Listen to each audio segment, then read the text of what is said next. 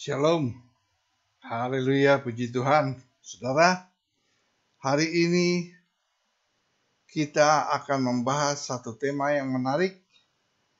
Bagaimana Tuhan menjelaskan bahwa Dia begitu peduli kepada setiap kita, anak-anaknya, untuk masuk ke dalam kehidupan yang kekal. Tuhan Yesus sungguh baik.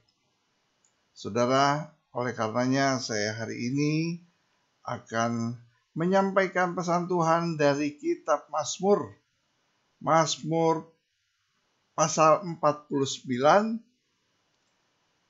ayat 1 sampai dengan ayat yang ke-21. Saudara, sebelumnya mari kita satukan hati untuk kita berdoa bersama-sama, meminta hikmat pengertian daripada Tuhan, supaya apa yang Tuhan sampaikan itu boleh kita pahami dengan baik. Mari kita berdoa. Kami bersyukur ya Tuhan, terima kasih Bapa, penyertaan-Mu sepanjang hidup kami, pimpinan Roh Kudus di dalam setiap langkah hidup kami ya Bapa. Terima kasih untuk hari ini. Kami mau mendengarkan pesan-pesan-Mu, firman Tuhan, firman yang hidup. Biarlah melalui firman ini kami lebih lagi ya Tuhan, memahami apa yang menjadi kehendak-Mu untuk kami lakukan di dalam kehidupan kami, sehingga kami tidak binasa, tetapi kami boleh masuk bersama-sama di dalam kerajaan sorga. Terima kasih di dalam nama Tuhan Yesus. Urapi kami semua, urapi hamba-Mu, urapi setiap kami yang mendengarkan. Biarlah pengurapan-Mu ya Tuhan, Kau meteraikan di dalam nama Tuhan Yesus. Haleluya. Amin. Nah saudara, kitab Mazmur pasal 49 ini berbicara tentang perikopnya kebahagiaan yang sia-sia. Tentunya kita tidak mau kebahagiaan kita itu hanya bersifat sia-sia. Ya. Saya akan bacakan di dalam ayat yang ke-21, ayat yang terakhir. Saudara nanti boleh baca mulai dari ayat 1 sampai dengan ayat yang ke-21. Saya bacakan ayat yang ke-21. Manusia dengan segala kegemilangannya tidak mempunyai pengertian.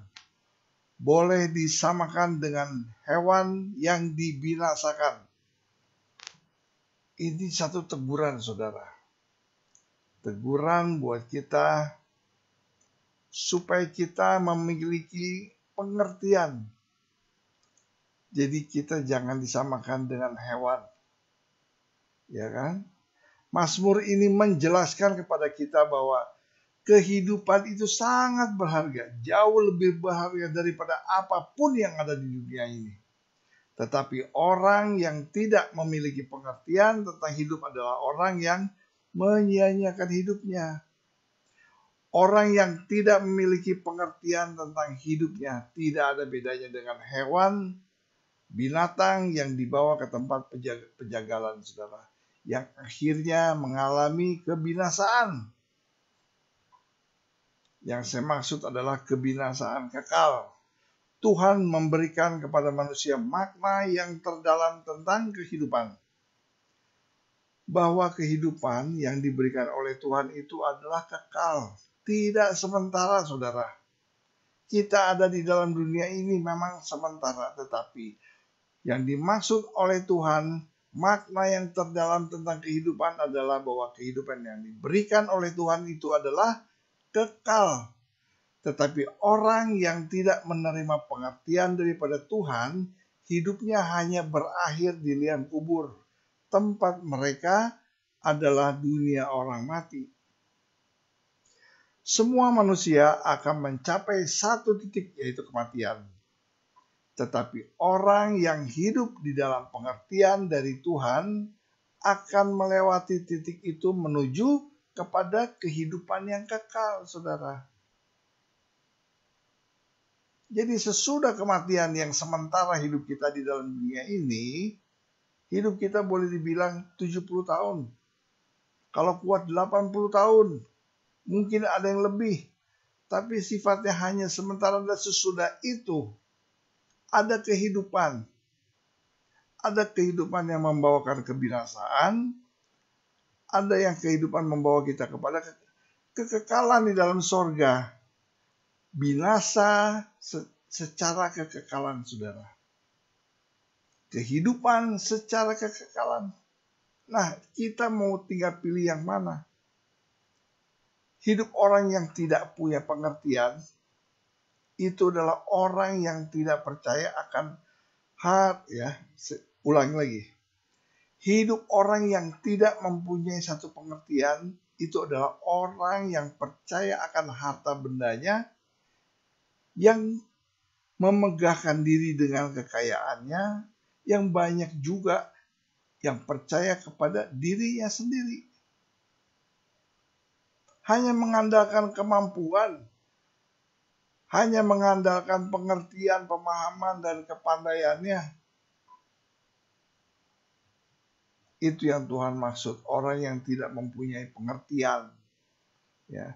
Kebodohan mereka adalah ketika mereka tidak menyadari bahwa semua apa yang dimilikinya, semua apa yang dipunya itu akan ditinggalkan waktu matinya. Pada waktu kita meninggal, kita tidak membawa apapun juga, saudara. Semua yang kita miliki itu tidak akan pernah bisa kita bawa. Amin. Kematian akan memisahkan dari semua apa yang dibangga-banggakan dan yang diagung-agungkan, saudara. Jadi inilah yang dimaksud oleh Tuhan, orang yang tidak memiliki pengertian. Jadi orang yang terlalu percaya diri, orang yang percaya dengan harta bendanya, yang selalu memegahkan dirinya dengan segala macam kekayaan, dan juga terlalu percaya diri, saudara. Nah, kebodohan-kebodohan seperti beginilah, banyak orang tidak menyadari bahwa semua apa yang dimilikinya itu pada waktunya nanti, pada waktu meninggal, itu akan ditinggalkan semuanya. Jadi itulah kebahagiaan yang disebut sebagai kebahagiaan yang sia-sia. Kematian akan memisahkan dari semua apa yang dia punya, dari semua apa yang dia bangga-banggakan. Berbeda dengan binatang, saudara. Manusia selama hidupnya harus memenuhi dua kebutuhan. Yang pertama adalah kebutuhan jasmani. Yang kedua adalah kebutuhan rohani. Nah, kalau ditanya mana yang harus lebih diutamakan,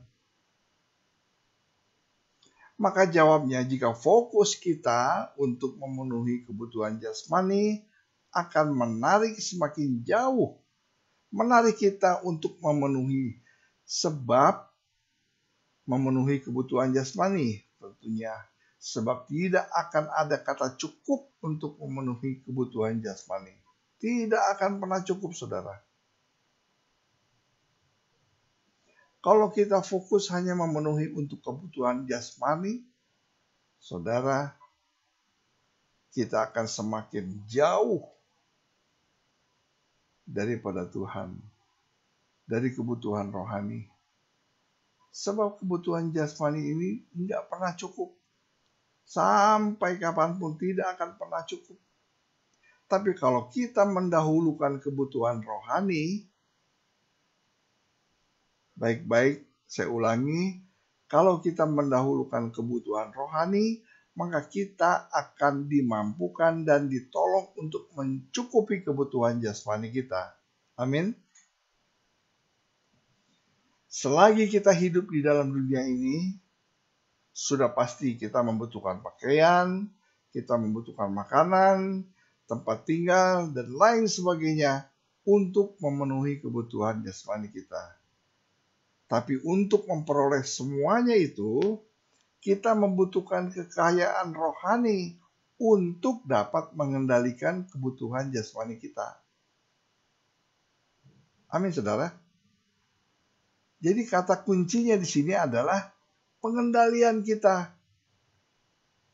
Kebutuhan jasmani itu tidak akan pernah cukup sampai seberapa besar kebutuhan kita. Itu tidak akan pernah cukup. Ya. Jadi pengendalian diri itu sangat penting. Kemiskinan rohani bisa terjadi karena kita tidak tahu akan adanya kebutuhan rohani yang harus kita penuhi. Tapi bisa juga kita tahu akan adanya kebutuhan rohani yang harus kita penuhi, tetapi karena kita merasa bahwa itu bukanlah kebutuhan yang mendesak, akhirnya semakin lama kita semakin jatuh di dalam kemiskinan rohani yang berakibat hilangnya kehidupan yang abadi yang diberikan oleh Tuhan. Karena fokus kita hanya fokus kepada kebutuhan jasmani, saudara. Jadi seharusnya ini balance. Kebutuhan jasmani kita tentu kita membutuhkan. Tetapi fokusnya jangan hanya itu. Kita juga harus fokus kepada kebutuhan rohani. Malah kita harus mendahulukan kebutuhan rohani. Maka kita akan dimampukan dan ditolong untuk mencukupi kebutuhan jasmani kita. Amin. Pengendalian diri ini sangat penting, saudara. Penguasaan diri ini sangat penting. Bukannya nggak boleh kita menjadi kaya raya, menjadi kebutuhan jasmaninya begitu besar melimpah dengan kekayaan yang besar. Bukannya kita tidak boleh, tetapi yang lebih diutamakan adalah kebutuhan rohani. Supaya apa? Supaya kita bisa mengendalikan kekayaan yang kita miliki. Ya. Semua kita. Saya tidak berbicara tentang orang-orang yang memang kehidupannya berlebihan. Saya juga berbicara tentang orang-orang yang kehidupannya secara ekonominya mungkin hanya cukup saja. Sebab selama kita masih ada di dalam dunia, kita masih membutuhkan kebutuhan jasmani kita. Amin. Seperti makanan, pakaian, tempat tinggal, dan lain sebagainya untuk memenuhi kebutuhan jasmani kita. Tetapi kalau kita mendahulukan kebutuhan rohani, maka kita akan dimampukan dan ditolong untuk mencukupkan semua kebutuhan jasmani kita. Jadi kalau kemiskinan rohani ini bisa terjadi karena kita tidak tahu akan adanya kebutuhan rohani yang harus dipenuhi. Tapi bisa juga kita tahu, ya kan, akan adanya kebutuhan rohani yang harus dipenuhi, tetapi ya itulah. Kita merasa itu bukan kebutuhan yang penting, akhirnya semakin jauhlah kita daripada Tuhan. Kalau kita mau lihat, coba kita lihat sebentar. Kita buka di dalam kitab Yohanes. Kitab Yohanes pasal yang ke-6 ayat yang ke-27. Di sini Tuhan Yesus mengatakan apa? Bekerjalah bukan untuk makanan yang akan dapat binasa, melainkan untuk makanan yang bertahan sampai kepada hidup yang kekal, yang akan diberikan Anak Manusia.